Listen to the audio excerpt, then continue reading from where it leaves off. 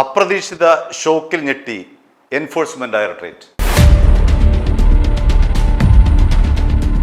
പിണറായി വിജയന്റെ മകൾ വീണയെ എത്രയും വേഗം അറസ്റ്റ് ചെയ്യാനുള്ള നടപടികളുമായി അതിവേഗം മുന്നോട്ട് നീങ്ങുകയായിരുന്നു എൻഫോഴ്സ്മെന്റ് ഡയറക്ടറേറ്റ്. വീണയെ ബുധനാഴ്ച ചോദ്യം ചെയ്തു എന്നു മാത്രമല്ല, ഇന്നലെ അതിന്റെ തുടർച്ചയെന്ന നിലയിൽ തിരുവനന്തപുരത്തെ അവരുടെ അക്കൗണ്ടുള്ള MG റോഡിലെ HDFC ബാങ്കിലേക്ക് വിളിച്ചു വരുത്തി ലോക്കർ തുറന്നു.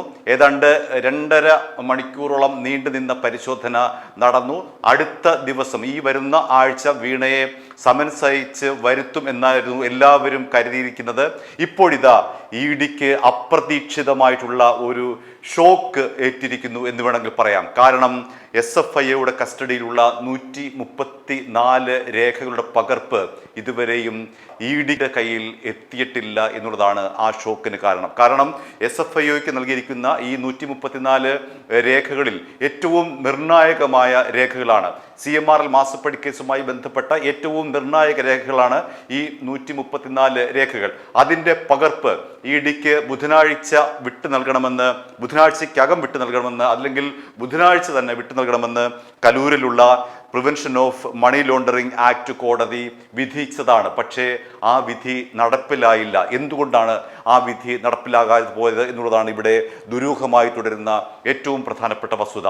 എന്തുകൊണ്ടാണ് പെട്ടെന്ന് SFIയുടെ ഭാഗത്ത് നിന്ന് ഒരു മെല്ലെപ്പോക്ക് നയം, ഒരു മന്ദത ഇക്കാര്യത്തിൽ ഉണ്ടായിരിക്കുന്നത് എന്നുള്ളതാണ് ഏറ്റവും ദുരൂഹമായ ചോദ്യം. കാരണം എൻഫോഴ്സ്മെന്റ് ഡയറക്ടറേറ്റ് അതിവേഗം അതിദ്രുതം വീണയെ അറസ്റ്റ് ചെയ്യാനുള്ള നടപടികളുമായി മുന്നോട്ട് പോകുമ്പോൾ ഇതാ SFIയുടെ വക ഒരു കുരുക്ക് അവിടെ വന്നിരിക്കുന്നു, ഒരു തടസ്സം അവിടെ വന്നിരിക്കുന്നു. അവർ ആ രേഖ ഇതുവരെയും വിട്ടു നൽകിയിട്ടില്ല.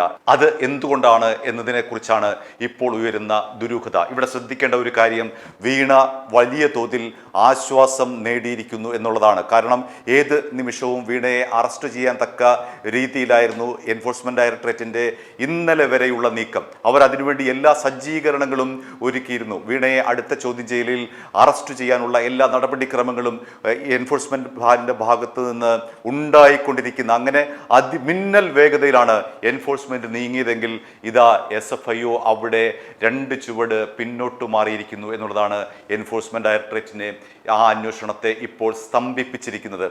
അതായത് ഈ 2 ഏജൻസികളും SFIOയും എൻഫോഴ്സ്മെന്റ് ഡയറക്ടറേറ്റും കേന്ദ്ര ഏജൻസികളാണ് നമുക്കറിയാമല്ലോ. അതുകൊണ്ട് തന്നെ ഇതൊരു വ്യവഹാര തലത്തിലേക്ക് അല്ലെങ്കിൽ കോടതിയുടെ തലത്തിലേക്ക് പോകാതെ ഈ ഉദ്യോഗസ്ഥർ തമ്മിൽ SFIOയുടെയും എൻഫോഴ്സ്മെന്റ് ഡയറക്ടറേറ്റിൻ്റെയും ഉദ്യോഗസ്ഥർ തമ്മിൽ ചർച്ച ചെയ്ത് പരിഹരിക്കാനാണ് ഇപ്പോൾ നടക്കുന്ന ശ്രമം. ആ ശ്രമം എത്രത്തോളം നീളും എന്നതിനെ ആശ്രയിച്ചിരിക്കും വീണയുടെ ഭാവി. ഒരുപക്ഷെ എന്തെങ്കിലും സാങ്കേതിക തടസ്സം കാണുമല്ലോ. അല്ലെങ്കിൽ SFIO ഈ കോടതി പറഞ്ഞ പ്രകാരം ഈ രേഖകളുടെ പകർപ്പ് EDക്ക് നൽകാതിരിക്കില്ലല്ലോ. ആ സാങ്കേതിക പ്രശ്നം എന്താണ്? ആ സാങ്കേതിക പ്രശ്നം എങ്ങനെ പരിഹരിക്കാൻ കഴിയും? എന്തുകൊണ്ടാണ് ഈ രേഖകൾ EDക്ക് വിട്ടു നൽകാനുള്ള കാലതാമസം? ഇത്തരത്തിലുള്ള ചോദ്യങ്ങൾക്ക് SFIO നൽകുന്ന മറുപടിക്ക് അനുസരിച്ചിരിക്കും വീണയുടെ ഭാവി. എൻഫോഴ്സ്മെന്റ് ഡയറക്ടറേറ്റിന്റെ തുടർ നടപടികളും അതിൻ്റെ ഭാഗമായി തന്നെയാണ് ഉണ്ടാവുക. അതായത് ഏറ്റവും ശരവേഗത്തിൽ പോയിക്കൊണ്ടിരുന്ന അന്വേഷണത്തിന് പെട്ടെന്നൊരു സഡൻ ബ്രേക്ക് വന്നിരിക്കുന്നു. എന്തുകൊണ്ടാണ് SFIയുടെ ഭാഗത്ത് നിന്ന് അങ്ങനെ ഒരു കാര്യം ഉണ്ടായിരിക്കുന്നത് എന്നുള്ളതാണ് ഇവിടെ പ്രസക്തമായ ചോദ്യം.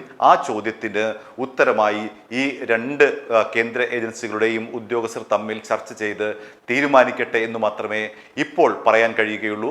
ആ തീരുമാനം നീളുന്നതനുസരിച്ച് വീണയ്ക്ക് ആശ്വാസം കൂടും എന്നുള്ളതാണ് യാഥാർത്ഥ്യം. മറ്റൊന്ന്, ഇന്നലെ അവിടെ HDFC ബാങ്കിലെ ലോക്കറിൽ പരിശോധിച്ചപ്പോൾ എൻഫോഴ്സ്മെന്റ് ഡയറക്ടറേറ്റിന് കാര്യമായി ഒന്നും കണ്ടെടുക്കാനായില്ല എന്നുള്ളതാണ് യാഥാർത്ഥ്യം. ഇന്നലെ പിണറായി വിജയൻ വാർത്താ സമ്മേളനം നടത്തുമ്പോൾ അദ്ദേഹം പറഞ്ഞത് അവിടെ ഈ പറയുന്ന ലോക്കർ തുറക്കുമ്പോൾ ഒരു വിസ്മയവും കാണില്ല എന്നാണ്.